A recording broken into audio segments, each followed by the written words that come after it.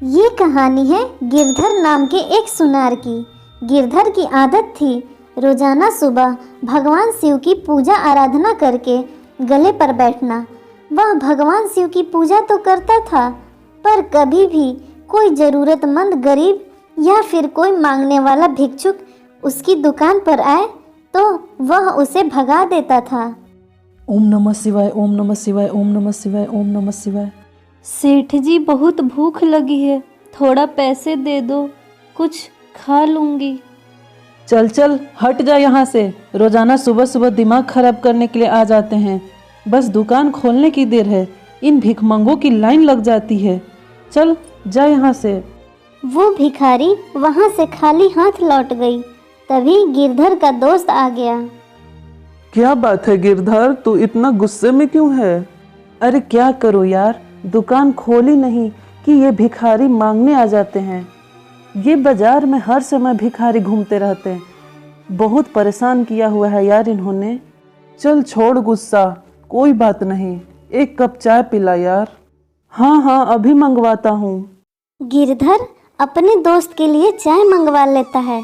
अब भगवान शिव तो भले ही भोले भाले हैं, पर अपने किसी भक्त को गलत राह पर वह नहीं जाने देते। कैलाश पर बैठे वो सारा नज़ारा देख रहे थे। क्या हुआ भोलेनाथ, आप मंद मंद मुस्कुरा क्यों रहे हैं? देवी पार्वती, वो देखिए मेरा भक्त गिरधर, वो मेरी पूजा बहुत मन से करता है, पर वो यह नहीं जानता कि मेरी असली पूजा तो गरीब और बेसहारा लोगों की सहायता करने से है। क्योंकि धरती के प्रत्येक प्राणी में मेरा वास है। अभी कुछ देर पहले ही उसने एक जरूरतमंद को अपने द्वार से खाली हाथ ही लौटा दिया। प्रभु, फिर तो आपको अपने भक्त को सही मार्ग पर लाना ही होगा। देवी पार्वती, मैं गिरधर के द्वार पर अवश्य जाऊंगा। अब वो तो उसे देखना है कि वो मुझे पहचान पाता है या फिर नहीं। भगवान शिव एक भिखारी का भेष बना लेते हैं और गिरधर के पास पहुंचते हैं। गिरधर उस समय दुकान पर भगवान शिव की पूजा ही कर रहा था। हे महादेव, मैं आपकी रोजाना सच्चे मन से पूजा करता हूँ, हमेशा आपका नाम लेता रहता हूँ, फिर भी आप मुझे दर्शन नहीं देते हो प्रभु। प्रभु, मेरी इच्छा है कि आप मुझे दर्शन दो, मैं आपके दर्शन पाना चाहता हूँ प्रभु। ओम नमः शिवाय, ओम नमः शिवाय, ओम नमः शिवाय। आज सुबह से कुछ भी नहीं खाया, थोड़ी मदद कर दो तो मैं कुछ खा लूँगा। लो, फिर आ गया एक और मांगने के लिए। मैं तो सच में परेशान हो गया हूँ। ठीक से थोड़ी देर पूजा और मंत्र जाप भी नहीं कर सकता। ये दुकान खुली नहीं कि मांगने के लिए दुकान के सामने खड़े हो जाते हैं। अरे चलो चलो जाओ यहाँ से, सुबह सुबह दिमाग मत खराब करो। ओम नमः शिवाय, ओम नमः शिवाय, ओम नमः शिवाय। मुझे तो खाली हाथ लौटा रहे हो। अगर भगवान शिव स्वयं तुम्हारे द्वार आ गए तो तुम उन्हें खाली हाथ लौटा दोगे? अरे भगवान शिव ऐसे नहीं आते हैं। वो जब आएंगे ना तो मेरी दुकान उनके रूप और तेज से चमकने लगेगी। बहुत सुंदर रूप है उनका, साक्षात महाकाल हैं वो महाकाल। तुझ में और भगवान शिव में बहुत अंतर है। तू ठहरा एक भिखारी और वो है पूरी सृष्टि को चलाने वाले। भगवान शिव हैं वो। अगर उनके मुझे दर्शन हो गए तो उनकी मैं खूब सेवा करूँगा। हाँ, अगर मैं ये कहूँ कि मुझ में भी उनका ही वास है और इस जगत के प्रत्येक प्राणी में उनका वास है, तो क्या तुम फिर भी मुझे कुछ नहीं दोगे? अरे पागल हो गया है क्या? हैं, भगवान शिव तुम जैसे तुच्छ भिखारी के अंदर वास करेंगे? अरे बिल्कुल नहीं। अरे मैं मान ही नहीं सकता।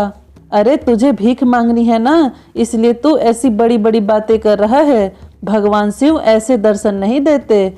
वो क्या भिखारी बनकर मेरे द्वार पर आएंगे? नहीं नहीं, वो तो बहुत सुंदर रूप में मुझे दर्शन देंगे। तू जानता भी है भगवान शिव कैसे दिखाई देते हैं? कैसे दिखाई देते हैं? कहीं ऐसे तो नहीं? हे महादेव, आप मेरे द्वार पर आए और मैं आपको पहचान भी नहीं पाया। मुझे क्षमा कर दो प्रभु, मुझे क्षमा कर दो। गिरधर, तुम मेरे परम भक्त हो, इसलिए मुझे तुम्हें दर्शन देने तो आना ही था। पर याद रखना, मैं सभी प्राणियों में वास करता हूँ। मेरा अनंत स्वरूप हर प्राणी में विद्यमान है, इसलिए सभी प्राणियों का आदर करो।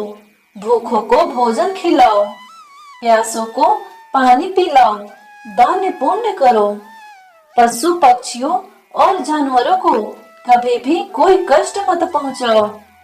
सदैव दूसरों की भलाई करो, तभी तुम्हें मेरे पूजा का फल प्राप्त होगा।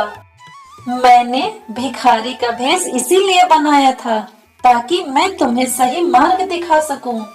मुझे क्षमा कर दो प्रभु, मैं अब ऐसा कभी नहीं करूँगा, कभी नहीं करूँगा। मेरे द्वार से कभी कोई खाली हाथ नहीं लौटेगा। मैं आपको वचन देता हूँ प्रभु, मुझे आपके दर्शन हो गए, मेरा जीवन धन्य हो गया। हे शिव शंकर, आपकी सदा ही जय हो। जय भोलेनाथ। इसके बाद भगवान शिव वहाँ से अंतर ध्यान हो जाते हैं।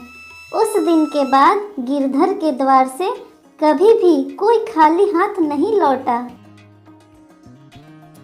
इस कहानी से हमें यही शिक्षा मिलती है कि हमें अपने सामर्थ्य के अनुसार निर्धन और ज़रूरतमंद लोगों की मदद अवश्य करनी चाहिए।